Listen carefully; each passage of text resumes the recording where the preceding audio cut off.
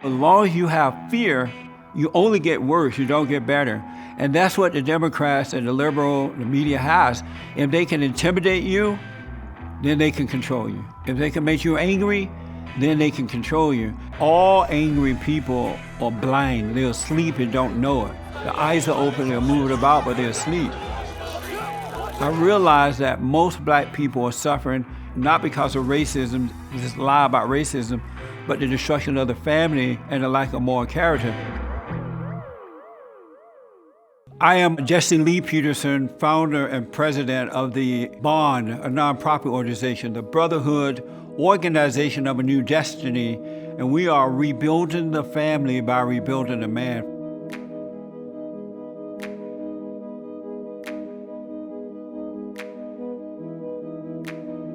The worst thing that can happen to boys and girls is to turn them away from their fathers, because when you turn them away from their fathers, you turn them away from God, their own identity. The father represents Christ, and when you hate your earthly father, you hate God. My problem was I resented my mother, and I resented her because she turned me away from my father, or at least tried to. I went and forgave my mother. I went to her. It was the hardest thing I ever had to do in life.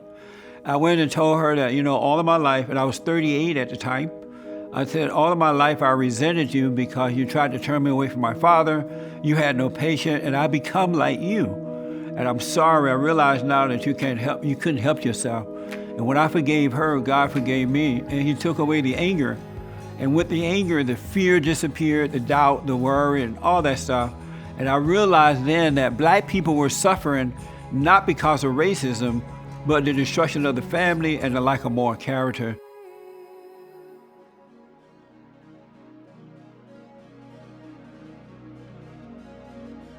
And so I went back to God after he showed me what was wrong. I said, well, you've changed my heart, you've changed my values.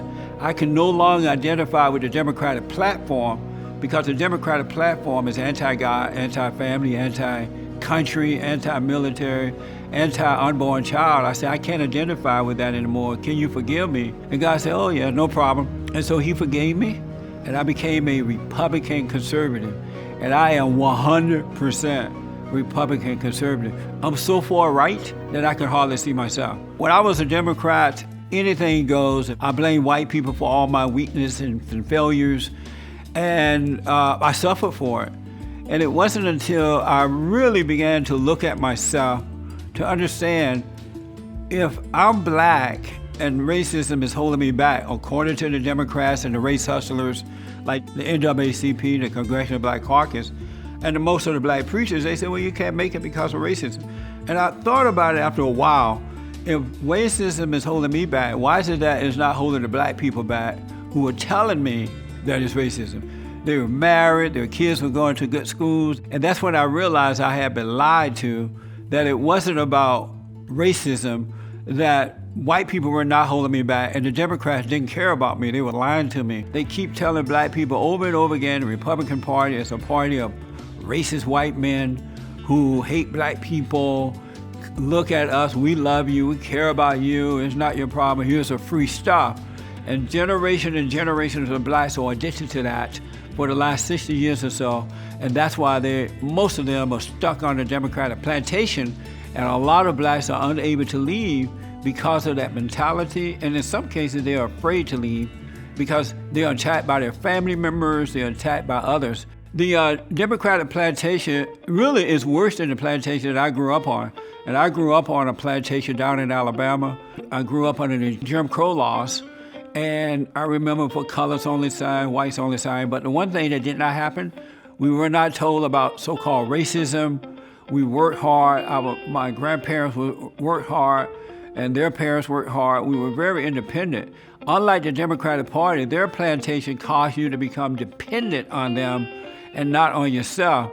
And once you become addicted to that, they will not let you off.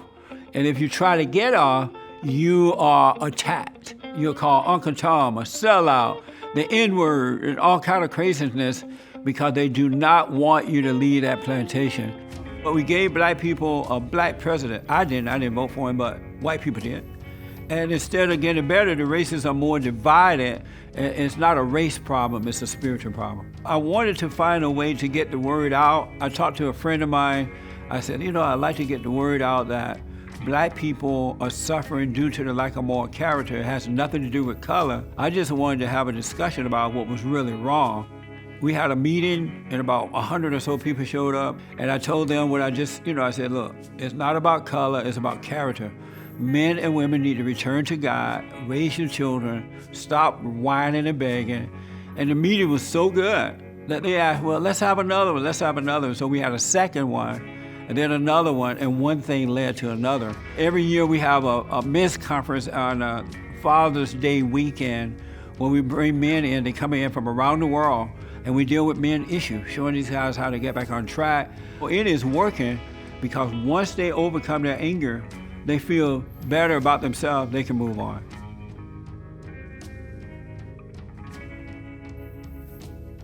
All right, folks, welcome back. I'm Jesse Lee Peterson. We're going to get back to the phones here in a minute. Everybody and their mama are watching the Father's Day around the world. I'm not making this up. Are you nervous? No. Are you not nervous? No. You better be. Right, lots of people say this, lots of people say that. Well, lots of people say you're a moron, dude. I mean, like, lots of people say lots of stuff. I'm surprised that you are not enjoying this. I enjoy, trying to get people to see and know themselves. Do you consider yourself a feminist? Yes, I'm a feminist. No wonder you didn't know what a man was. It's not like normal for a man to dress like a woman or feel that way, or a woman to dress and feel like a man. That's your perception. Do Jesse, good by Black people. Don't oversell it, Jesse.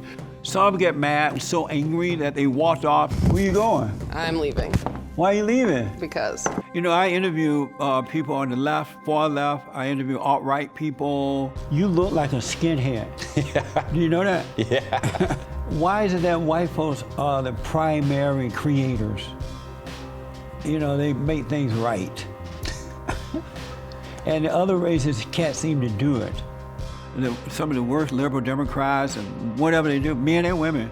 I think they come on because, first of all, it helps get the message out. But I don't display anger and hatred toward them. It's not a personal thing to me just because you disagree or you may call me a name. You're boxing everything, and this is not open discussion at all. I love you. I'm not angry with you. I love you and I feel sorry for you. And sometimes they're like yelling and screaming. I'm like, look, I have one more question. What is it? Did you have fun? And that's kind of throw them off, Final question for you. Yes, sir. Did you have fun? Did you have fun? Did you have fun? I had so much fun. What I'm just amazed by is that these people on the left, they speak out, they support whoever they want to, they're loud about it. I have the same right to do the same thing. I live in America. I have the freedom to vote for whomever I want and to talk about voting for them and support them outwardly without being threatened.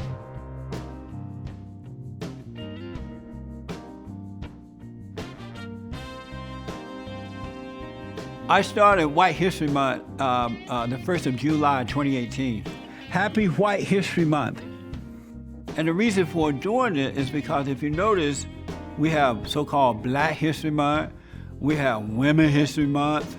Why do we have all of these months to celebrate and don't have White History Month? What's something wrong with that? Because if it wasn't for white people, there would be no America. If it wasn't for white people, these people of color and all this crap that's going on, they would not have this country to come to. And so white history is not appreciated. And I have to tell you, if we don't appreciate white history, it's over for the country. A lot of family members have turned against me. A lot of my friends have turned away, but I don't care. It doesn't matter. I love what's right. I love my country, and I don't need a difference. What we need to do to unite the country, all people, Black, white, Japanese, Mexicans, everybody, you gotta look at self first, get to know thyself, so you can see what's going on with you, and you can overcome that anger and become an individual of love, meaning God's love operating through you. I want to see human beings judging each other based on character and not color, the way it was when I was growing up. I especially want to see families again. I want to see men and women getting married. and become good examples for their children, so that they can see the right way to go, so that when they go out into the world, they won't be deceived. I really want to see America great again. And the only way it's going to happen, we got to bring back the values, the moral values, and the belief in God that built this great nation. And I have a sense that we're on our way right now back to that.